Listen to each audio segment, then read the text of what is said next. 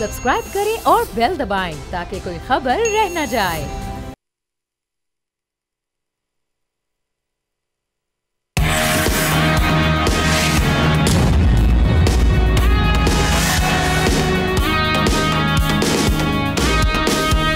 अस्सलाम वालेकुम, आप देख रहे हैं न्यूज़ पंच। मैं हूं आमना खटाना। आज सदर ममलिकत आसिफ अली जरदारी ने पार्लियामान के मुश्तरका इजलास से खिताब किया, जिसमें उम्मीदों के ऐन मुताबिक अपोजिशन ने तूफान तमीज़ी बर्पा किए रखा।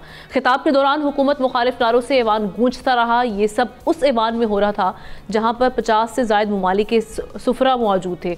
फर्स्ट सेक्रेटरीज और चार्ज डी अफेयर्स भी मौजूद थे। आसिफ अली जरदारी का बतौर सदर सेनेट के ये मुश्तरका इजलास से ये रिकॉर्ड 7वां खिताब था, जबकि 2008 से 2013 तक अपने पहले दौरे सदारत में वो पहले ही रिकॉर्ड 6 बार पार्लियामेंट से खिताब कर चुके हैं। अपने खिताब में मफाहमत के बादशाह समझे जाने वाले सदर ममलिकत आसिफ अली जरदारी ने मुल्क में बढ़ते सियासी दर्जा हरारत पर बात करते हुए कहा कि आज हमारे मुल्क को दानिशमंदी और पुख्तगी की ज़रूरत है।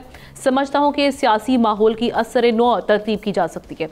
हम हकीकी तौर पर अगर कोशिश करें तो ये जो सियासी टेम्परेचर है इसमें हम कमी ला सकते हैं। दीगर उन्होंने बहुत सारे मामलात पर भी बात की आज, लेकिन जो उनका आज का अगर हम देखें, आज के सारे पॉलिटिकल जो इस वक्त एनवायरनमेंट बना हुआ है उसमें उनका आज का ये बयान कितना अहम था। और सब ये बनता है कि आसिफ अली जरदारी साहब, जिनको मफाहमत का बादशाह समझा जाता है, जिनके पास फार्मूलाज के लिए लोग भी आते हैं, तो क्या वो खुद ये सियासी दर्जा हरारत जो कम करने की कोशिशों की बात कर रहे हैं उसमें खुद कुछ किरदार निभा सकते हैं? अगर निभा सकते हैं तो उनका किरदार क्या होगा, ये जानने की कोशिश करेंगे। अपने पैनलिस्ट का मैं तारुफ करवा देती हूँ। नज़ीर लगारी साहब कराची स्टूडियोज़ में हमारे साथ मौजूद हैं। एहतशामुल हक साहब इस्लामाबाद स्टूडियोज़ में हैं। हमाद रुहेला भी इस्लामाबाद स्टूडियो में मौजूद हैं। ज़ाहिर शाह शराजी वीडियो लिंक के ज़रिए हमारा साथ दे रहे हैं। आप तमाम का बेहद शुक्रिया। आगाज़ करती हूँ, एहतशाम साहब आपकी जानिब आ रही हूँ। सर, ये जरदारी साहब ने जो आज बात की है सियासी दर्जा हरारत, नो डाउट इसका खैर मकदम तमाम पार्टीज़ को करना चाहिए, लेकिन वो खुद क्या किरदार निभा सकते हैं सारे सिचुएशन में? देखिए आमना, बुनियादी सवाल इस वक्त यही है, जैसे आपने अपने इंट्रो में जिक्र किया कि लोग तवक्को यही कर रहे थे कि जिस अंदाज से अपोजिशन की तरफ से शोर शराबा होगा, आवाज़ें लगाई जाएंगी, बिल्कुल हुआ। जरदारी साहब के लिए शायद पहली दफ़ा है, मुझे याद नहीं है कि कभी इस तरह इस अंदाज से उनकी मुखालफत की गई और नारेबाजी की गई। मुझे याद है माजी में हमसे ज़्यादा लगारी साहब को याद होगा, फ़ारूक लगारी, गुलाम इसाक़ खान और मुशर्रफ के ज़माने में बड़े नारे लगे थे और उनके ख़िलाफ़ बातें होती थी। लेकिन सवाल यह है कि जो अभी आपने जिक्र किया, इतनी एलीट बैठी, सारी दुनिया देख रही है कि इस खिताब को कितना सीरियसली लिया जाता है। पहला पार्लियामेंट का इजलास था, इसको सुनना चाहिए था, उनके नुक्ता नज़र को जानने की कोशिश करनी चाहिए। लेकिन आमना मुसीबत यह है कि इतनी सियासत होगी, हर बात सियासत की नज़र होकर रहेगी, लिहाजा कोई भी जिसको कहते हैं अच्छी बात किसी को जो है ना वो अच्छी नहीं लग रही होती। अभी मुझे बड़ी हैरत हुई, एग्जैक्टली 4:21 पे शुरू किया खिताब और 23 मिनट का खिताब था। सारा सुना आपने, मैंने भी। आखिरी लफ्ज़ तक ख़त्म करके वो गए और जनाब उसके बाद उमर अयूब देख लें, गौर खान के जी मजबूर कर दिया भागने पे, अधूरी तकरीर छोड़ के चले गए। अब देखें कुछ चीज़ें होती हैं कि झूठ का भी कोई सरपा होना चाहिए। एनीवे, ये खैर सियासत ऐसी रहेगी। अभी आप जो सवाल पूछ रही हैं, देखिए जितनी ज़रूरत इस वक्त रिकन्सिलिएशन की है सियासी तौर पे, जितनी ज़रूरत आज इस वक्त है कि अदम इस्तिक़रार ख़त्म हो। 2 साल से हम लगे हुए हैं कि इलेक्शन के बाद सियासी, माशी और तरीके से जिस अंदाज से हमें मुल्क को वापस आना चाहिए, इकोनॉमिक पटरी जो है ना हमारी ख़राब हो चुकी है, जिस अंदाज से वो वापस आनी चाहिए, हम देख रहे हैं उसमें और तनाव बढ़ता चला जा रहा है। अब माज़रत के साथ PTI ने जो अपना रवैया अख्तियार कर लिया, उनका ख्याल है कि शायद हम ये मुज़ामत ही करेंगे तो मुफाहमत निकलेगी, लेकिन कहीं ना कहीं आपको गिव एंड टेक करना पड़ता है। आज पार्टी के बड़े लोग उनके ही बात कर रहे हैं। आज मेरी बड़े अहम आदमी से बात हुई, आप यकीन करें, वो कहते हैं हम सब लोग परेशान हैं, हमें समझ नहीं आती कि एकदम रवैया कुछ होता है, दूसरे दिन कुछ रवैया बानी PTI का कुछ होता है। वो कहते हैं हमारे लिए मुश्किलात पैदा कर दी गई। ठीक है, अब असल बात यह है कि जी क्या आप जो पूछ रही हैं क्या रिकन्सिलिएशन होगी, मेरा ख्याल है इससे ज़्यादा जितनी आज ज़रूरत है कभी भी नहीं थी। पर ठीक है, आप पार्लियामेंट में आ जाएं। आप ख़ास तौर पे PTI के अगर तहफ़्फ़ुज़ात हैं इलेक्शन के बारे में, वायदी में देखें लाहौर की 2 सीटें दोबारा उनको मिल गई हैं। तो शुरू में आप 20 जगहों पे गए थे, अब गालिबन टोटल 30 जगहों पे आपने उज़रदारियाँ दाखिल की हैं। दावा कर रहे हैं कि जी हमें 180 सीटें मिलनी चाहिए। तो कानून है, एक प्रोसेस है, अदालतें हैं, ट्रिब्यूनल है, सुप्रीम कोर्ट है, उसके बाद आपको रिलीफ मिलेगा, मिल भी रहा है। मेरा ख्याल है एक सिंगल ट्रैक पे आप चले जाएं कि नहीं हमने सिर्फ अपनी बात बनवानी है, ये कह के जी हम कभी पार्लियामेंट में शोर करेंगे, कभी हम सड़कों पे आएंगे। सड़कों वाला मामला अभी तक तो आप देख लें पशीन से शुरू हुआ, कोई बात नहीं मिली। 2 जलसे जुलूस, छोटी रैलियाँ की पेशावर में, वो नहीं, लोग कह रहे हैं कि जी ये जब तक हम लाहौर में भी नहीं जाएंगे, वहाँ डेंट नहीं डालेंगे, हमारी मुश्किलात होगी। तो आखिरी बात यही है कि जी जो बातें की गई हैं, देखें बातों की हद तक जिस अंदाज से उन्होंने, जिस अर्जेंसी से और जिसको कहना चाहिए अंदाज से उन्होंने कहा कि भी आएँ, बैठते हैं, मिल के मामलात को हल करते हैं। लेकिन मसला ये है ना कि वो एक पार्टी तो बिल्कुल एक तरफ बैठी है, पीटीआई तो तैयार ही नहीं है। उनको लगता है कि जिस दिन हाथ में मिलाया हमने ओपोजिशन के साथ, हमारा पॉलिटिकल कैपिटल ब्लीड करेगा, हम लोगों में गैर जिसको कहते हैं पॉपुलर अनपॉपुलर हो जाएंगे। अभी 2 दिन पहले जो पीटीआई के लीडर का बयान आया था, ये शुरू हुआ मामला पेशावर से, जब इन्होंने वहाँ कोर कमांडर के घर जाके या उनके ऑफिस में जाके अपना अफ्तार पार्टी थी, उसके बाद से इन्होंने कहा ओहो मामला ख़राब हो गया, इन्होंने सख्त तरीन बयान दे दिया। अब तो कल उन्होंने फिर आपने देखा जिस अंदाज से हम बात करेंगे, कॉर्नर करके जिस तरह बातें की है, तो जी उस हवाले से भी बात आगे जाके करेंगे जो कि मामला शेर अफजल मरवत के बयान से मुतालिक। लेकिन अभी जो सिचुएशन है लगारी साहब, ये अली मोहम्मद खान साहब का आज मैं देख रही थी, उनका बयान चल रहा था जी जेल से निकालेंगे खान साहब को तो फिर बात करेंगे, फिर बैठेंगे। आज ऐवान में भी हमने सारी सिचुएशन भी देख ली, जो जॉइंट सेशन था उसमें किस तरह से नारेबाजी, खैर ये तो एक रवायत रही है अपोजिशन के एहतजाज की। लेकिन सर ये जो जरदारी साहब कह रहे हैं कि सब बैठें और सियासी दर्जा हरारत कम करें, अब इस वक्त मुल्क मुतहम्मिल नहीं है कि इस तरह से चले, तकसीम को ख़त्म करना होगा, ये दोनों साइड से कोशिशें आपको लगता है कि हो रही हैं या सिर्फ बयानात की हद तक है? पहली बात यह है कि अली मोहम्मद खान की इस बात से मैं इत्तफाक करता हूँ कि बानी पीटीआई को जेल से बाहर होना चाहिए। मुझे इससे किसी को भी इससे कोई फ़ायदा नहीं है कि अगर वो जेल में बैठ रहे हैं तो क्या होगा और जेल से बाहर आ जाएंगे तो क्या होगा। और आखिर एक ना एक दिन तो ये होगा, इस सिस्टम में जो सिस्टम पहले भी लोगों को उम्र कैद की सज़ा भी देता है या उनके सज़ाए मौत के करीब पहुँचा देता है और उसके बाद सिस्टम जो है उनको वापस ले आता है तो अब टाइम बार हो चुका होता है अपील का, फिर भी उनको अपील करने का हक देता है। और कभी भी जो कानून में नहीं है उससे भी कमाल का रिलीफ होता है और फिर उनको जो है वो बाकायदा मौका देता है, 5 साल घर बिठा कर फिर कहते हैं जाएँ जी आप इलेक्शन लड़ें, फिर इलेक्शन लड़ाया जाता है, फिर उनको बड़ा ओहदा दिया जाता है, फिर उसके बाद फिर उठा दिया जाता है, लिटा दिया जाता है, फिर उसको फिर जेल भेज दिया जाता है। तो ये सिलसिला जो है ये चल रहा है। तो ऐसा सिलसिला नहीं होना चाहिए कि चलें ये अभी जेल में बैठे हैं, फिर इनको निकालेंगे, फिर निकाल कर फिर आएंगे, फिर उसके बाद दोबारा जेल भेजने के लिए फिर मैदान हमवार करेंगे। तो ये सिलसिला नहीं होना चाहिए, इस पाकिस्तान में बहुत हो चुका है, ये चीज़ें नहीं होनी चाहिए। एक तो ये कि सिस्टम की तरफ से ये सब कुछ नहीं होना चाहिए। दूसरी बात यह है कि आसिफ अली जरदारी इन तमाम चीज़ों की ऊंच नीच से वाकिफ़ हैं, उनको पता है कि किस तरह से चीज़ें ठीक हो सकती हैं और इस तरह से उन्होंने उनका पिछला दौर जो था, उनका पिछले दौर में एक बात आप अब भी कह सकते हैं, बहुत सी उन पर तनकीद होती है, बहुत सी उनके बारे में बहुत सी बातें होती हैं। एक तो ये है कि वो तकरीबन 12 साल तक, कम से कम 12 साल, इससे ज़्यादा भी थे, जेल में रहे और उसके बाद वापस जब आए हैं इतनी तलखी भी नहीं थी कि जिन लोगों ने उनको जेल में डाला उन लोगों को भी उन्होंने नहीं विक्टिमाइज़ किया। उनका वो 5 साल का दौर यह है कि कोई एक भी पॉलिटिकल प्रिजनर नहीं था।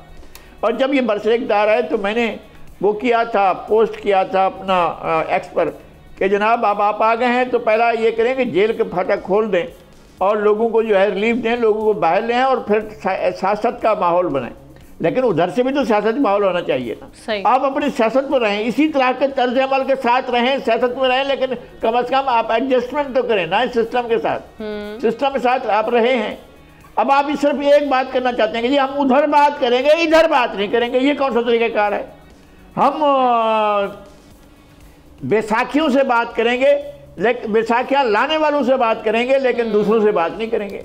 हम जो है वो डायलॉग करेंगे उनके साथ जो हमें गमलों में उगाएंगे, गमलों में परवान चढ़ाएंगे, गमलों में परवान चढ़ाने के बाद हमें जो है वो खेतों में ले जाएंगे, हम उनके साथ तो बात करेंगे, लेकिन हम उनसे बात नहीं करेंगे जो काश्तकारी, सियासी काश्तकारी करते हैं, उनके साथ डायलॉग ही नहीं करेंगे। लेकिन आपको बहरहाल सियासतदानों से बात करनी होगी और अगर आप सिर्फ ये देखते रहेंगे कि जनाब हमने उनसे ही बात करनी है तो फिर आप सियासतदानों को मिल बैठकर बात करना होगी। जैसे जरदारी साहब भी बात कर रहे हैं कि भाई अगर जमहूरियत चाहते हैं मुल्क में तो सब बैठ जाएं इसकी मजबूती के लिए। शाह साहब, अभी पीपल्स पार्टी का अगर किरदार देखा जाए, जमहूरियत की अलमबरदार तो रही है, बातें तो करते रहे हैं। अब पीपल्स पार्टी अगर हालिया माजी करीब में हम देखें जो सारी सिचुएशन रही है, आपने समझते कि दोनों साइड से बड़ी जो सख्ती रही है, चाहे वो अपोजिशन पीटीआई हो या जो एक गठजोड़ था 16 माह की हुकूमत पीडीएम में, उसमें पीपल्स पार्टी भी शामिल थी। अब भी पीपल्स पार्टी कहा यह जा रहा है कि एग्रीमेंट IMF से होने से पहले और बजट से पहले काबीना का हिस्सा बनने जा रही है, ये खबरें भी चल रही हैं। तो पीपल्स पार्टी क्या कुछ बेहतरी के लिए कुछ करेगी अब, ताकि कुछ ये जो हम देख रहे हैं कि एक आए रोज की सियासी दर्जा हरारत हम देख रहे हैं बढ़ता ही चला जा रहा है, ये कुछ कम करेंगे, कोशिश करेंगे अब ये? देखिए आमना, जैसे लगारी साहब ने कुछ इससे पहले गमलों की बात की, तो मैं तो ये समझता हूँ कि ये हमारे एक ही बाग के तमाम पौधे हैं और इनका माली भी एक है और इनको आबियारी करने वाला भी एक है। तो आप इन तमाम से क्या एक्सपेक्ट कर सकते हैं कि जब ये हुकूमत में होंगे तो क्या सोचेंगे और जब ये अपोजिशन में होंगे तो क्या सोचेंगे। पिछले जमहूरियत के नाम पे जो इस मुल्क के अंदर ये अशराफिया हुकूमत करती रही है, तमाम जमातों की मैं बात कर रहा हूँ। देखिए बदकिस्मती क्या है कि इनका एक ही मकसद है, बार बार मैं एक बात करता हूँ, शायद वो इससे कोई इत्तेफाक ना भी करे, कि इनका मकसद सिर्फ उस वक्त होता है, मुल्क उस वक्त इम्पोर्टेंट होता है जब ये लोग हुकूमत में नहीं होते। जब ये हुकूमत में होते हैं तो फिर इनकी अपनी ज़ात, अपनी जान वो बड़ी ज़्यादा ज़रूरी होती है और जो अपोजिशन पार्टीज़ होती है फिर उनको दीवार से लगाया जाता है। ये पीपल्स पार्टी ने PMLN के साथ किया, PMLN ने पीपल्स पार्टी के साथ किया और अब इन दोनों जमातों ने मिलकर PTI के साथ किया। अब PTI जब हुकूमत में आएगी तो इनके साथ करेगी। लेकिन एक सवाल जो बार बार हम करते हैं, ये बात किससे करना चाहते हैं और ये करवा कौन रहा है। मतलब है जैसे कि बार बार हम लगारी साहब ने कहा कि सिस्टम, तो अब सोचने वाली बात है कि ये एक ही सिस्टम के तमाम कहते हैं कंप्यूटर के तमाम छोटी छोटी चिप्स हैं और इसको जब कमांड दी जाती है तो उसी के ऊपर वो जो है वो अमल करते हैं। मैं बात करूंगा अब जरदारी साहब जो इस वक्त बात करें कि जनाब डेमोक्रेटिक जो है वो डिफरेंस होना चाहिए, उसकी कदर करते हैं, लेकिन ज़ीरो सम थिंकिंग को जो है हम रिजेक्ट करते हैं, पोलराइजेशन को हम ख़त्म करते हैं। तो बीइंग सदर का ऑफिस वो कैसे पोलराइजेशन को ख़त्म कर सकते हैं, ये उनका एक किरदार है। उन्होंने बिल्कुल 18th अमेंडमेंट करवाई, सूबों को नाम दिया, उनके डेवोल्यूशन ऑफ पावर की। पिछले सदारत के दौरान हम मानते हैं कि इन्होंने जो है पार्लियामेंट को बहुत सारी चीज़ें वापस की। अब सोचने वाली बात यह कि इस वक्त अगर मुल्क इतने क्रिटिकल हालात में है और वो समझते हैं कि पोलराइजेशन इस हद तक बढ़ गई है कि सियासी जमातें या एक सियासी जमात वो बाकी जमातों के साथ दुश्मनी पे आई हुई है और इस वक्त हम देख सकते हैं कि एक डेगर ड्रॉन्स है, वो एक दूसरे को मारने के लिए तैयार है। तो इस दौर में अब सियासत के बादशाह और मुफाहमत के बादशाह जो कि एक बड़े की पोजीशन में है, सदर का आज मेरे ख्याल में जो कुछ हुआ वो पार्लियामेंट में नहीं होना चाहिए, क्योंकि सदर का ओहदा हासिल करने के बाद और जो PTI या उसकी इत्तेहादी जमातें इलेक्शन लड़ने के बाद वो बाकायदा सदर का इलेक्शन हार चुकी हैं और सदर एक पाकिस्तान का सदर है। मेरे ख्याल में ये प्रोटेस्ट और ये तमाम हुल्लड़बाजी नहीं होनी चाहिए थी। दूसरी तरफ जरदारी साहब का एक रोल, बड़ा इंपॉर्टेंट रोल है। अगर इस वक्त वो भी पॉलिटिक्स खेल रहे हैं, मैं तो ये समझता हूँ कि देखिए उन्होंने की पोजीशंस तो कब्जा कर ली, लेकिन मेरे ख्याल में वो नहीं समझते कि जो अपोजिशन है और जो हुकूमत है उसके दरमियान किसी किस्म की मफाहमत हो। वो भी इस इंतजार में है कि शहबाज शरीफ साहब की हुकूमत कब वाइंड अप होती है और वो दोबारा कैसे इस मुल्क के अंदर अपना इक़्तिदार लेके आएंगे। तो देखिए ये ओवरऑल बड़ा कम्प्लेक्स सिचुएशन है। मैं नहीं समझता कि इस मुल्क के सियासतदान वो किसी पोजीशन पे भी मुल्क के साथ मुखलिस है, बल्कि वो अपनी जात के साथ, अपनी जमातों के साथ मुखलिस है। ओके हमाद, लेकिन जो सारी सिचुएशन है जिसमें हम देख रहे हैं बड़े ज़ीरक और सीनियर सियासतदान खुर्शीद शाह साहब, शाहिद खकान अब्बासी साहब, साद रफ़ीक साहब या दीगर हम सियासतदान वो ये बात तो करते आ रहे हैं कि जी अब जिस मुल्क नहज में पहुंच चुका है उनको इदराक है कि यहाँ पर सियासी डायलॉग होना चाहिए, तमाम पार्टीज़ को बैठना चाहिए, जो आपस की दुश्मनियाँ या सियासी रंजिशें हैं उनको ख़त्म करके मुल्क के बारे में सोचना है, लेकिन कर कुछ नहीं रहा इस बारे में। आपको लग रहा है कि इनके कौलो फेल में तजाद है, इसके लिए दोनों साइड से कुछ भी कोशिशें नहीं हो रही? वो चाहे जलसे करने हो PTI ने तो वहाँ पे भी मुश्किलात, या उनकी जानिब से जो बयानबाजी है हुकूमती सतह पर वो भी एक डिफरेंट किस्म का मामला सामने आ रहा है। जी बिल्कुल, एहतशाम साहब कुछ ऐड करना चाह रहे हैं, पहले वो बेशक कर लीजिए ताकि मैं बात करूं। था से पहले कि ये जो बात है आमना कि हर पार्टी का लीडर, हर पार्टी कहती है कि अगर मुफाहमत करनी है तो जब मैं इक़्तिदार में आऊँ तो ये मैं काम शुरू करूं, जब तक मैं अपोजिशन में मैं ये काम नहीं करूंगा। तो कहीं से किसी की बिगनिंग होनी चाहिए। जरदारी साहब ने अगर अच्छी बातें कही हैं तो भाई अच्छी बातें ले लें, मुखालफत की बातें तो सारी उम्र हमने की हैं। बिल्कुल जी बिल्कुल सही कह रहे हैं। जो बार बार बात की जाती है कि मुफाहमत करनी चाहिए, सिला रहमी करनी चाहिए, भूल जाना चाहिए चीज़ों को, तो ये बात बहुत इंपॉर्टेंट है। हमें समझना चाहिए कि सिला रहमी वो करेगा, मुफाहमत वो करेगा, भूलेगा वो जो ताकत में होगा। जो पहले से नीचे लेटा हुआ है उससे आप ये जो है उम्मीद नहीं रख सकते कि वो पहले भूले और वो माफ करे। वो माफ करने की पोजीशन में ही नहीं है। और ये बात आज जो लेटा हुआ है उसको याद रखनी चाहिए, उसको याद करनी चाहिए जब वो ताकत में था तो उसने भी ये नहीं किया था। तो इस वक्त अगर वो उम्मीद रखता है कि उसके साथ बेहतर ट्रीटमेंट किया जाए तो उसको अपने ज़माने में भी कुछ बेहतर बीज बोना चाहिए था, जो कि शायद वो बोने में नाकाम रहा। दूसरी बात में जो सर ने कही, मुफाहमत की सियासत होनी चाहिए, सबने कही है बिल्कुल होनी चाहिए, सदर साहब ने कही है होनी चाहिए, हम भी यही कहते हैं होनी चाहिए, किसी की भी कोई दूसरी राय नहीं होगी कि मुफाहमत की सियासत नहीं होनी चाहिए। लेकिन शाह साहब की बड़ी खूबसूरत बात है कि शायद मुफाहमत भी 100% पीपल्स पार्टी को भी सूट नहीं करती। अगर मुफाहमत हो जाती है और एक बेहतर ऑपोजिशन पार्लियामेंट चलना शुरू कर देती है एक साथ होकर, हैंड इन ग्लव होकर, जो कि बहुत मुश्किल काम है, होगा भी नहीं, लेकिन अगर हो भी जाता है फॉर आर्ग्यूमेंट से, तो पीपल्स पार्टी अपना लेवरेज खो देगी।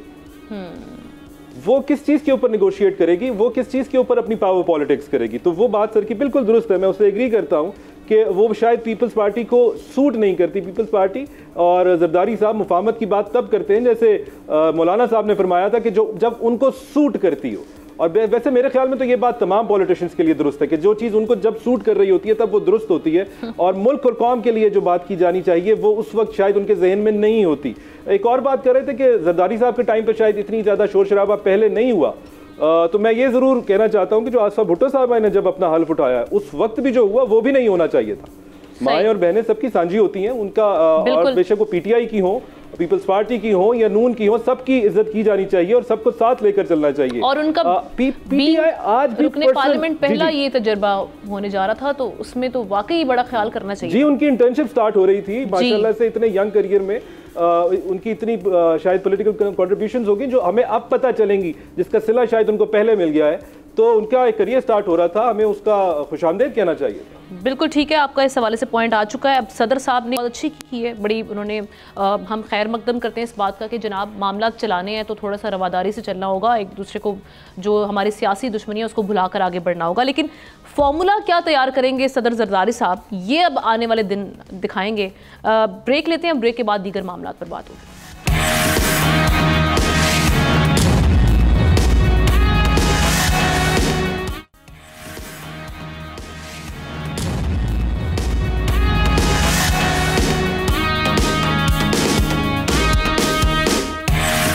Welcome back. इससे कबल हम ये बात कर चुके हैं कि पाकिस्तान तहरीक इंसाफ खासी कन्फ्यूजन और अंदरूनी टूट फूट का शिकार दिखाई दे रही है। इनकी जमात का कोई रहनुमा पहले एक इंतहाई मुतनाज़ बयान दाग देता है और फिर अगले ही रोज़ पार्टी इस बयान से इजहार लाताल्लुकी कर देती है।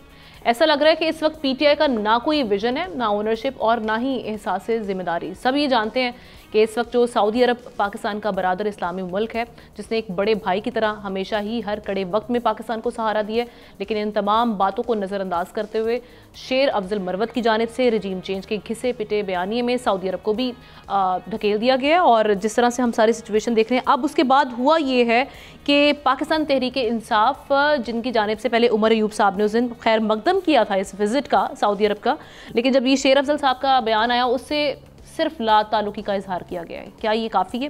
दूसरी जानिब हुकूमती वज़रा को भी इस पर रिएक्शन देने का मौका मिल गया है, सियासत करने का। उनकी जानिब से कहा जा रहा है जी कि ये जो बयान है ये मुल्क में अनारकी फैलाना चाहते हैं। ख्वाजा आसिफ साहब ये कह रहे हैं। अब सोचने वाली बात यह कि जब IMF के साथ मुज़ाकरात और सऊदी अरब की तरफ से सरमायाकारी के मस्बत इशारे मिल रहे हैं, तो सऊदी अरब जैसे दरीना दोस्त को निशाना बनाकर पाकिस्तान के मफाद को नुकसान पहुँचाना दरअसल पाकिस्तान को कमज़ोर करना है। ये सारे सवालात हमारे सामने मौजूद हैं। और दूसरी चीज़ ये कि जो इस पर PTI का जो रिएक्शन है, क्या वो सफिशेंट है या नहीं है? लगारी साहब। तो रिएक्शन नहीं है। PTI ने तो पहले तो वेलकम किया था कि जी ठीक है, और लग रहा था कि भी चलो कोई तो ऐसी चीज़ है जिसके ऊपर हम एक साथ हो सकते हैं, सारे एक पेज पर आ सकते हैं, चलें ये सरमायाकारी आ रही है, इसके ऊपर तो PTI ने मुस्बत सिग्नल दिए हैं। लेकिन उसके बाद शेर अफजल मरवत के सिग्नल जो थे वो बहुत ही कोई समझ में न आने वाले थे। ऐसे सिग्नल्स की क्या ज़रूरत थी? और फिर ये कि यहाँ से वो चीज़ें ले आना कि उसको जोड़ देना कि जनाब रजीम चेंज में इनका भी वो इशारा करना कि जनाब ये भी शामिल थे। और रजीम चेंज का भाई खुदा के वास्ते रजीम चेंज का गाना बंद करें। वो एक आइनी अमल था। वाहिद पाकिस्तान की तारीख में वाहिद साबिक PTI के साबिक वज़ीर आज़म PTI के सरबराह हैं जिनको सिर्फ आइनी अमल के ज़रिए निकाला गया है। आइनी अमल यही है कि आइन के तहत आप उनके खिलाफ तारीख जाम एतमाद लाते हैं, अगर कामयाब हो जाए तो हट जाते हैं। उसके बाद तो जितने वज़ीर आज़म हटाए गए हैं उनको गैर कानूनी तरीके से हटाया गया। इवन जो है नवाज शरीफ को भी, यूसुफ रज़ा गिलानी को भी अदालत के फैसलों के जरिए जाएँ आप 43 सेकंड की आपको सजा है तो आप बर्खास्त अदालत जाएँ, आप छुट्टी करें और घर जाए चले जाएँ। यहाँ से आपको वज़ीर-ए-आज़म हाउस जाने की ज़रूरत नहीं है। तो इस तरह से होता रहा है। तो ये पहली मरतबा ऐसा हुआ था। और कि रजीम चेंज जो है, जिसका वो पूरा ढोल इम्पोर्टेड का गाना गा, इम्पोर्टेड का क्या कह रहे थे, वो इम्पोर्टेड भी यहाँ से इम्पोर्ट हुई थी जहाँ से अब आपको फैसिलिटी मिल रही है। तो ये नहीं होना चाहिए था। और एक बिरादर मुल्क है आपका जो आपको बहुत मुश्किल हालात में आपका साथ दे रहा है, उसके ऊपर तो इस तरह से नहीं। और फिर अगर पार्टी को तो क्लियर वो देना चाहिए था कि जनाब इस बयान पर हम शोकाज नोटिस दे रहे हैं कि भाई ये क्यों बयान दिया गया है।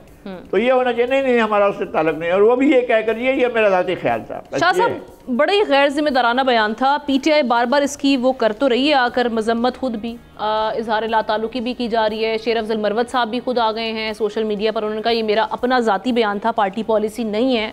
लेकिन ये इससे नुकसान तो बहरहाल पहुँचा है। इस वक्त हम देख रहे हैं कि इस वक्त जो तनकीद चल रही है सोशल मीडिया पर भी, और बैश करने का मौका मिल गया है हुकूमती लोगों को भी। तो सर ये मौका तो उन्होंने खुद फराहम किया ना, करना क्या चाहिए था बेसिकली टैकल करने के लिए अब सिचुएशन को। देखिए, मेरे ख्याल में तमाम जो जमातें हैं, सियासी जमातें, उनका एक पॉलिटिकल फेस है और एक पब्लिक फेस है। और कुछ ये अपने चाहने वाले और मदाहों के जो है वो उनकी सपोर्ट भी इनको दरकार होती है, और उनके अंदर ये जिंदा भी रहना चाहते हैं कि शायद वो बहुत बड़े ताकतवर लोग हैं। एक सवाल वैसे मेरे ज़हन में कभी कभी उठता है कि वो अपोजिशन पार्टीज़ की चीखो पुकार और जिनके जो शोर और वावेला है वो अपने मुल्क के अंदर किसी ने नहीं सुना, ना अदालतों ने सुना, ना पार्लियामेंट ने सुना, ना यहाँ पे जो मुक्तदर हरके या सिस्टम ने सुना। तो आपके ख्याल से बाहर से आए हुए लोग जो कि एक हुकूमत या एक परसर इक़्तिदार पाकिस्तान के अंदर एक सेटअप है उससे बातचीत कर रहे हैं, तो मेरे ख्याल में इनकी चीखो पुकार से कोई फ़र्क नहीं पड़ेगा। मेरी ज़ाती राय ये सिर्फ एक पॉलिटिकल स्टंट है, पॉलिटिकल माइलेज हासिल करने के लिए, अपने आप को ज़िंदा रखने के लिए मीडिया, सोशल मीडिया और ओवरऑल जो है वो पाकिस्तानी अवाम के सामने जहाँ ये समझते हैं कि वो उनके फॉलोअर्स हैं। एक पॉइंट तो ये हुआ।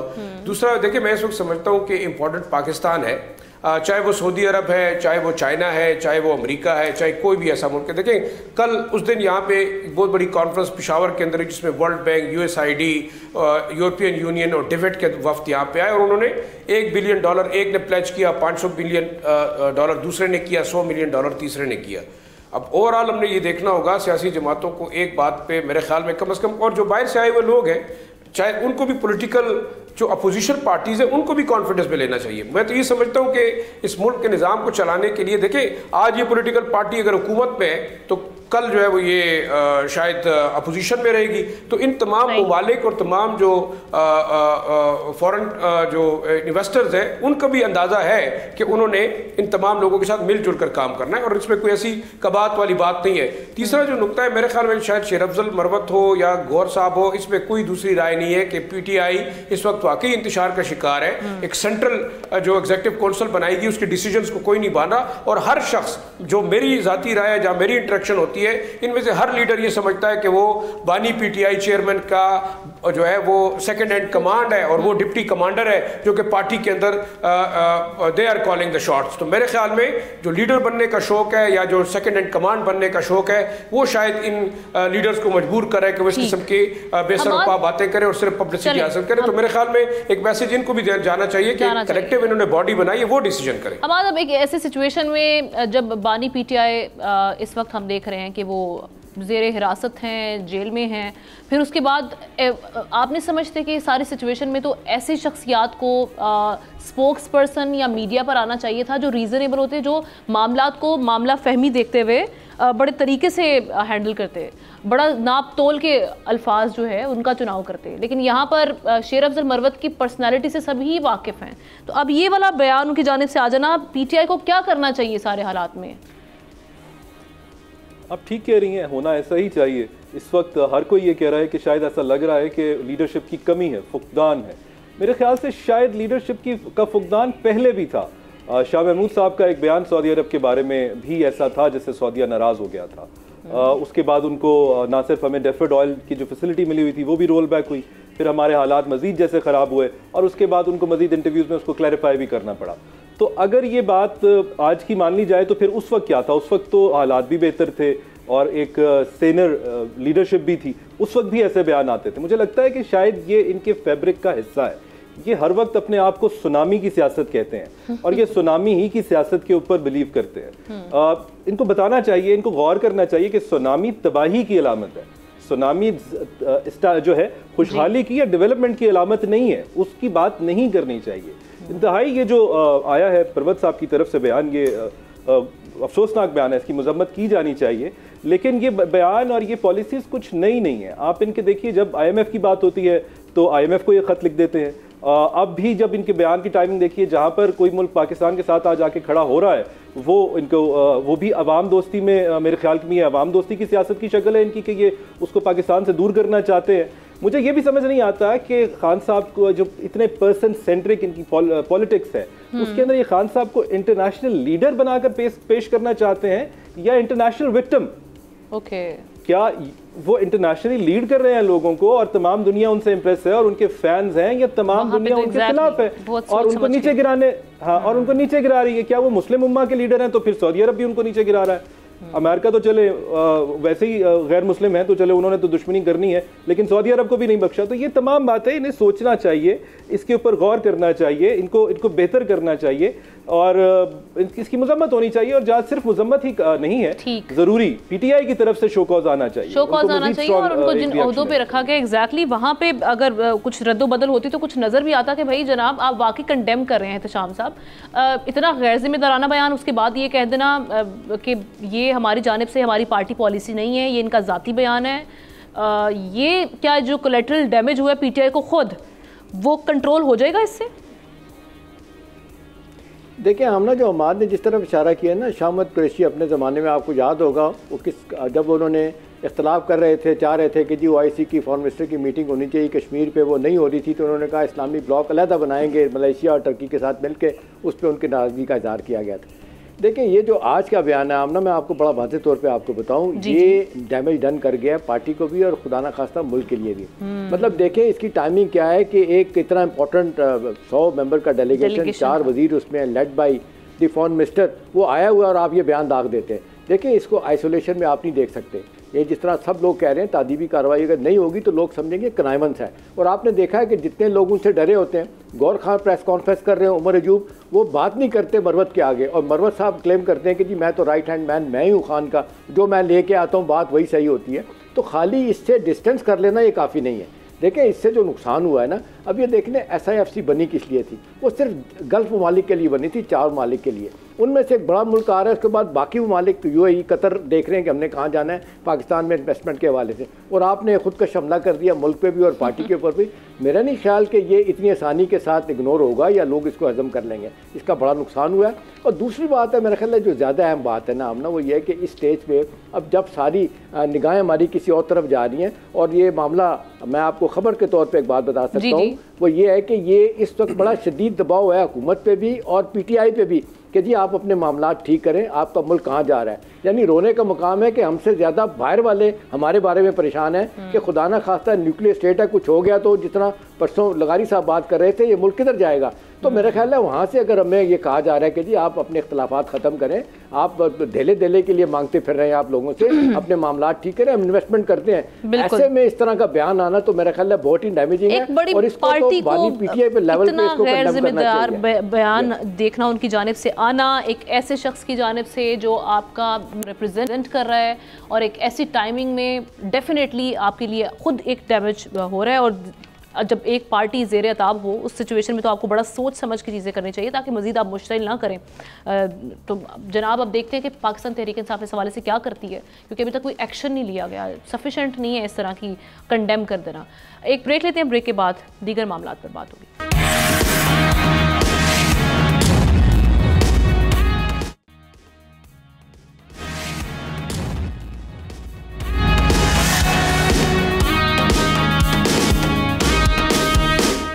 Welcome back. एक बड़ा अहम मामला आजकल हम देख रहे हैं, जैसे कि गंदम की कटाई का सीज़न शुरू हो चुका है और हर बार हम देखते हैं कि जब भी हुकूमत में आने लगते हैं तो उससे पहले सियासतदानों की जानिब से जो अपना मैनिफेस्टो है उसमें ये बात ज़रूर की जाती है, बीइंग अ ज़रई मुल्क, ये कहा जाता है जी हम इस बार ज़रई इनकलाब लेकर आने वाले हैं, रिलीफ मिलेगा किसानों को, लेकिन उसके बरक्स हमें इक़दाम दिखाई देते हैं। अब मामला कुछ इस तरह से है कि जनाब हुकूमती सतह पर जो गंदम की ख़रीदारी के मराकज़ हैं उनकी तादाद भी कम है, तो ऐसे में जो हम देख रहे हैं कि फ़ी मन गंदम की कीमत 3900 तय की गई है।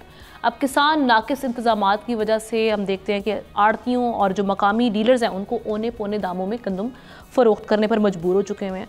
अब ये सारी जो सिचुएशन है इसको देखते हुए क्यों हुकूमत वक्त की जानिब से इक़दाम नहीं किए जा रहे, नेगलिजेंस क्यों हो रही है, और रीज़न क्या है कि हम ज़रई इनकलाब लाने की हमेशा बात करते हैं लेकिन लाते नहीं हैं, कुछ इक़दाम नहीं दिखाई देते। तो लगारी साहब आप क्या समझते हैं, क्या रीज़न है, क्यों हमने इसको अपनी प्रायोरिटीज़ में नहीं रखा हुआ? ये बड़ी बदकिस्मती की बात है और मैं समझता हूँ कि तारीख़ी रिकॉर्ड भी यही है। शायद हमारे दीगर दोस्त बैठे हुए हैं वो आदराह करम मेरी इस बात की तौसीक करेंगे। जब PMLN का दौर होता है तो ज़राअत का शुबा बर्बादी का शिकार होता है, तबाही का शिकार होता है, और वो उसको जानबूझकर इतना बर्बाद किया जाता है कि किसान जो है, जो जिसने बेचारे ने एक ने बाइसिकल से जो है वो बाइक पर जाता है, वो किसी और दौर में बाइक से फिर वो छोटी गाड़ी लेता है, फिर उसके बाद कोशिश करता है कि एक आध कमरे का पक्का घर बनवा ले। इस जगह पर जब इनकी हुकूमत आती है सब कुछ गिरना शुरू हो जाता है, मकान वापस कच्चे में चला जाता है, वो गाड़ी बिक जाती है, बाइक आ जाती है, या बाइक भी बिक जाती है तो साइकिल पर आ जाता है या पैदल आ जाता है। तो ये होता है, हमने तो पूरे के पूरे, अब मैं सराइकी बेल्ट में तमाम अजला में देख चुका हूँ कि यही होता है। जब इनका दौर आता है तो रो रहा होता है किसान। अब भी ये है, यानी गंदम को पहले तो तबाही हुई है, आपने देखा है कि मार्च के आखिर में जो है वो गंदम तैयार हो चुकी थी, सिंध में भी तैयार हो चुकी थी और वहाँ भी, और उसके बाद एक तो कुदरत की तरफ से ये हुआ कि बारिशें शुरू हो गई, यालाबारी शुरू हो गई, और उसके ऊपर ये कि जब कटाई की गई है तो अब मराकज़ नहीं खुले हैं, वो गंदम के लेने के मराकज़ नहीं खुले हैं। आड़ती बाज़ार में वो घूम रहा है खेतों में और आड़ती दाना उठा रहा है और कह रहा है कि मुझे दे दो। इन्होंने 39 जो रेट लगाया था 39 और 3,900 रुपये, उस रेट पर गंदम नहीं पड़ती है कि किसान को। किसान से तो अब आड़ती जो 2,800 रुपये की 2,800 रुपये के ले रहा है, उनके खर्चे जो है 4,500 5,000 तक के खर्चे हो चुके हैं। इनको सब्सिडी नहीं देंगे, किसानों को सब्सिडी नहीं देंगे, किसानी की मदद नहीं करेंगे, किसानों को मरने के लिए छोड़ देंगे, और जो है वो बाकी सेगमेंट सोसाइटी के जो है उनको तो बिल्कुल नवा देंगे और उनको बहुत बड़ी मराद देंगे। चीनी माफिया को सब्सिडी देंगे, और जो है वो कोई और माफिया बन जाती है तो उसको सब्सिडी देते हैं, क्योंकि किसान जो है बेचारा वो इनसे कुछ भी नहीं वो करा सकता, अपनी कोई भी मुतालबा नहीं मनवा सकता। वो एहतजाज भी करते हैं, सब कुछ करते हैं, अपनी फसलों को आग लगाने पर वो मजबूर हो जाते हैं, लेकिन उनकी सुनवाई नहीं होती है, कोई नहीं उनकी सुनता है। और ये जो हुकूमत होती है, इससे पहले वाली हुकूमत उसने तो बर्बाद कर दिया था।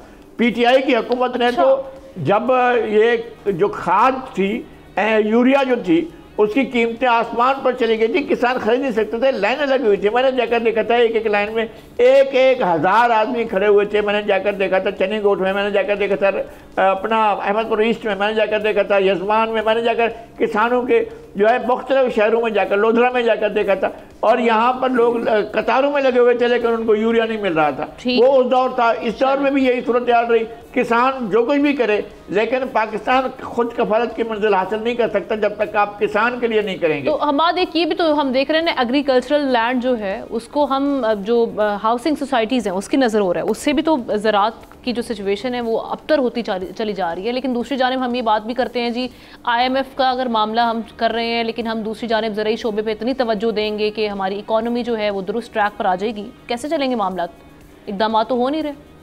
मेरे ख्याल शायद तवज्जो से मुराद उनकी है कि हम दुआ करेंगे उनके लिए और दुआ से मामला ठीक हो जाएंगे, इक़दाम शायद ना करें।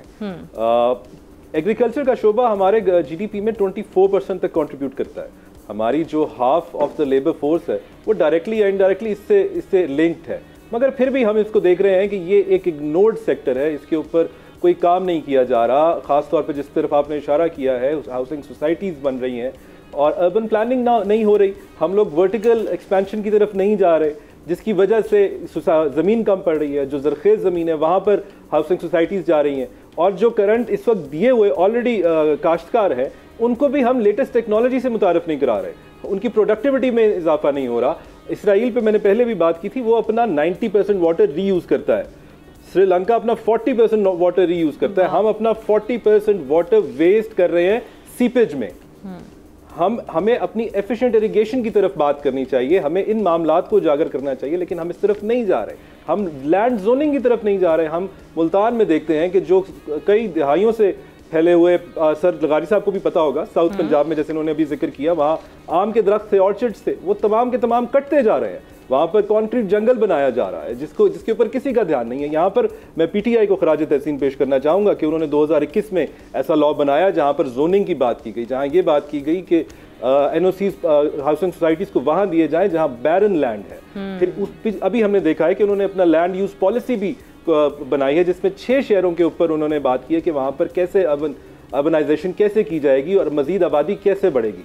वहाँ पर वो नंबर्स लेके जा चुके हैं। बाकी सूबों को भी चाहिए कि वो एसी बनने की बजाय, असिस्टेंट कमिश्नर बनने की बजाय, प्राइस कंट्रोल कमेटी बनने की बजाय सीएम बने, चीफ मिनिस्टर बने, पॉलिसीज पे बात करें, जाकर तंदूरों के ऊपर अपनी वीडियोस जारी मत करवाएं। बिल्कुल ठीक है, इक़दामात करने होंगे, ना कि इस तरह के जो बयानात हैं या इस तरह की जो हमारे सामने आ रही हैं टिकटॉक के लिए वीडियोस और उस पर तनकीद भी फिर सामने आ जाती है। एहतशाम साहब कैसे देख रहे हैं ये एग्रीकल्चर के शोबे में कुछ बेहतरी लाने के लिए कुछ काम भी हो रहा है? देखिए हम ना, अभी आपने जिक्र किया 3900 सपोर्ट प्राइस पर 40 kg मुकर्रर की। पंजाब ने 100 रुपया ज़्यादा रखी है, सिंध ने उन्होंने 4000 पर 40 kg रखी है सपोर्ट प्राइस, तो अच्छी बात है। देखिए सवाल ये है कि इस वक्त जो सूरत हाल है कि गंदम के बारे में कहा जा रहा है एक दफ़ा फिर बम्पर क्रॉप होगी, 29 मिलियन टन से ज़्यादा पैदावार होने की तवक्को है। इसलिए हुकूमत कह रही है कि जी पास्को और पंजाब गवर्नमेंट और बाकी हुकूमतें भी हैं ज़्यादा से ज़्यादा वीट प्रोक्योरमेंट करें। अब सवाल यही है कि जी इस सूरत हाल में जो इस वक्त हो रहा है, ये लगारी साहब ने बिल्कुल ठीक कहा है। देखें ना, अब आपको याद होगा PMLN के ज़माने में ये जो कॉटन ग्रोइंग एरिया है, यहाँ पे आमना बिल्कुल मना किया गया था कि यहाँ पे आप इंडस्ट्री नहीं लगा सकते, शुगर मिले नहीं। मामला सुप्रीम कोर्ट तक गया, सुप्रीम कोर्ट ने कहा यहाँ से हटाई जाए। मुझे नहीं पता कि कितनी हटाई गई हैं, कितनी हटाई गई, तो ज़ाहिर है उनका फोकस इंडस्ट्री पे ज़्यादा होती है, एग्रीकल्चर पे कम होता है। अब PMLN का अब तक वो यही हो रहा है। अब सवाल ये है कि जी एक अरसे से रोना होता है जी ये किसान को कैसे फ़ायदा पहुँचाया जाएगा, कैसे चीज़ें ठीक की जाएंगी, लिप सर्विस ज़्यादा है। हालत ये होगी कि गंदे की काश्त को, गंदम की काश्त को ले लें। अभी इस बच्चे को पता है कि वो एक बंदा किसान जो है ना ट्रक भर के लेके जाता है गन्ने का, फैक्ट्री के बाहर खड़ी करता है और 2-3 दिन तक गन्ना वो उठाते नहीं है कि सूख जाए, इसका वज़न कम हो जाए, फिर इसको अंदर लेके जाया जाए। और फिर हमने देखा उनके जो कर्ज़े हैं वो कम होते चले गए हैं, और फिर उन पे जो कर्ज़ों पे मार्कअप है वो जिस तरह कम होना चाहिए वो कम नहीं हुआ। तो वो बेचारा हर वक्त किसान तो ऊपर देखता है कि बारिश आएगी तो मेरी फसल का क्या बनेगा, प्लस वो देखता है कि इनकी पॉलिसी क्या है। भाई अब जिस अंदाज से बात हो रही है, जो उसको नुकसान हो रहा है पर 40 kg के हिसाब से सपोर्ट प्राइस बड़ी कम है। ये 4500-5000 जानी चाहिए, इतना कुछ देने के बाद उसको क्या मिलता है। लेकिन मसला ये नहीं है, मसला ये है कि जो हमारे फ्यूडल लॉर्ड है ना, ये तो जिनके पास बहुत ज़्यादा ज़मीन है उनको फ़ायदा होता है, तो छोटे काश्तकार हैं जो 70-80% ना उनको नुकसान हो रहा है, उनकी कोई सुनने के लिए तैयार नहीं। तो मेरा ख्याल है वक्त आ गया है कि हुकूमत लिप सर्विस ना करे, उनको फ़ायदा पहुँचाए, और जिस अंदाज से उनको प्रोविजन मिलनी चाहिए, व्हीकल मिलनी चाहिए, वेसल मिलनी चाहिए, जो ढूंढते हैं वक्त में उनको जिसको जी हाँ वो मिलने चाहिए, उनको क्या कहते हैं बीज वक्त पे मिलना चाहिए, सस्ता मिलना चाहिए, फर्टिलाइजर कम कीमत पे मिलनी चाहिए, वो नहीं मिल रहे। ये इक़दाम करने चाहिए। शाह साहब आप अग्री करेंगे हमारे दीगर कंटेस्टेंट्स के साथ?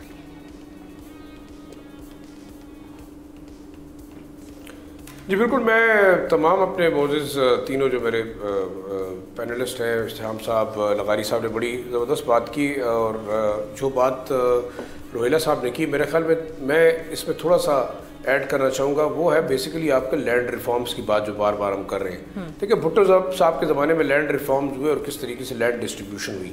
इस वक्त मेरे ख्याल में वक्त की ज़रूरत है कि हम अपने फूड बास्केट को प्रिजर्व करें।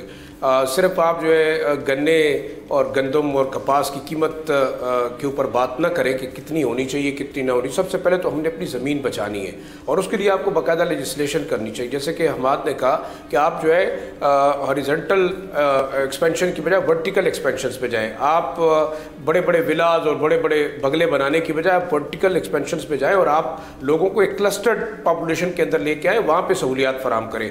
तुर्की के करीब कुनिया का एक शहर है तुर्की में, वहाँ पे उन्होंने एक मॉडल सिटी बनाया जिसके अंदर आप 100 मंजिला बिल्डिंग्स बनाई गई और वो एक ऐसा टाउन था जिसके अंदर हम कहें कि वो मुकम्मल तौर पर एक जो है वो मिल्क ब्रीडिंग लोकेलिटी थी, उसको एक मुकम्मल शहर बनाया गया जिसमें कम से कम 10 से 15 लाख लोगों को जो है उन्होंने जो है वो रिहाइश फराम की। तो हमारे पास वाकई जो बैरन ज़मीन है उसके ऊपर हम बहुत सारी चीज़ें कर सकते हैं। ये हाउसिंग स्कीम वहाँ पे शिफ्ट करनी चाहिए। दूसरा, इस वक्त देखिए गन्ना, कपास, गंदम और चावल इस वक्त आपकी मेन क्रॉप्स है और इस को अगर देखा जाए तो ये तमाम आपकी पॉपुलेशन को खुराक के जरिए है। सी पैक की बार बार हम बात करें तो मुझे बताएं चाइनीज़ यहाँ कोई इंडस्ट्रियल रिवोल्यूशन तो नहीं ला रहे, वो तो आपकी यहाँ पे बहुत सारी ज़मीनें लीज पे ले रहे हैं और आपके यहाँ ऑर्गेनिक फूड प्रोड्यूस करके वो दुनिया को सप्लाई करने की कोशिश करेंगे। तो ये काम आप खुद क्यों नहीं कर सकते? सबसे दूसरी बड़ी बदकिस्मती ये है कि हम बड़े खुश होते हैं कि हमारे पास मिनरल्स है, हमारे पास आटा है, हमारे पास जो है गंदम है, हमारे पास कपास है। इस चीज़ों से हम बना क्या रहे हैं? क्योंकि हम तो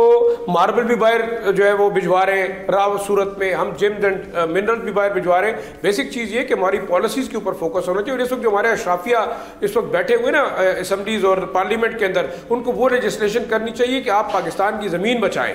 ये ना कि जो आपका चीनी माफिया है, गन्ना माफिया है, कपास माफिया है, स्टील माफिया है, वो सिर्फ ऐसी लेजिस्लेशन करे जिसमें उनको फ़ायदा हो। मैं खुद थोड़ा बहुत एक समझ लें कि एग्रीकल्चर के साथ रिलेटेड हमारी फैमिली, और आप यकीन करें कि हमारी इर्द गिर्द जितनी ज़मीनें हैं वो अशराफिया ने उनको फार्म हाउसेज में कन्वर्ट कर दिया। छोटा किसान तो बेचारा उसका बेड़ा गर्क हो गया, वो तो 2 रुपये किलो के हिसाब से चीज़ बेचता है जबकि मार्केट में वो 100 रुपये किलो बिकती है।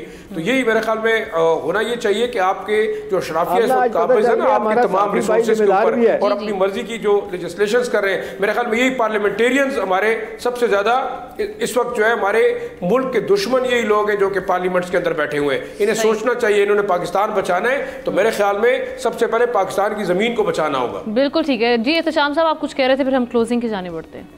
मैं लाइटर नोट पे कह रहा था, मैं आज पता चला है कि जाहिद शाह साहब जो है हमारे साफी भाई होने के साथ साथ तकड़े जिम्मेदार भी हैं। जिम्मेदार भी हैं। चलें जी। अच्छा जी, तमाम खेतों में जाएंगे हम। चलें जी, वहाँ पे प्रोग्राम करेंगे। ठीक है जी। तमाम पैनलिस्ट का मैं शुक्रिया अदा करूंगी। हम इस हवाले से पॉइंट्स आप लोगों ने रेज किए हैं। अब हुकूमत की तवज्जो की तरफ ये मामला जो है ये तवज्जो तलब है हुकूमत की जानिब से। अब देखते हैं कि इस पर क्या काम होता है।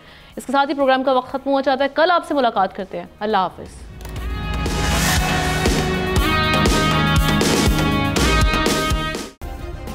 सब्सक्राइब करें और बेल दबाएं ताकि कोई खबर रह न जाए।